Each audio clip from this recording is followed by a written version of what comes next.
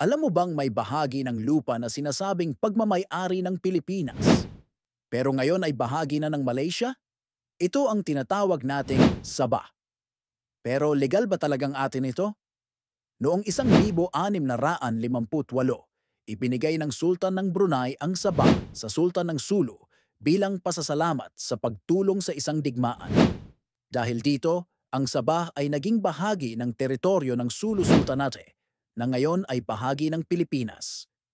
Paglipas ng panahon, pinaupahan ng Sultan ng Sulu ang Sabah sa British North Borneo Company noong 1778. Pero hanggang ngayon, ang debate ay kung lease lang ba ito o kung benta na talaga. Noong 1963, isinama ang Sabah sa Malaysia kahit natutol ang Pilipinas. Simula noon, paulit-ulit na iginiit ng Pilipinas na may legal tayong karapatan sa Sabah. Maging hanggang ngayon, may nagpapadala pa rin ng rental ang Malaysia sa mga tagapagmana ng Sultan ng Sulu, pero tinatawag nila itong cession money.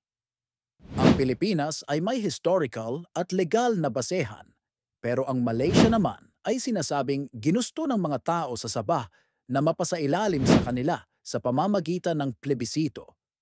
Walang malinaw na desisyon mula sa international courts tungkol dito.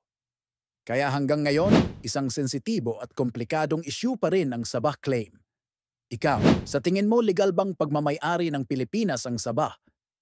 Comment your opinion below. Follow for more kwentong kasaysayan at kontrobersya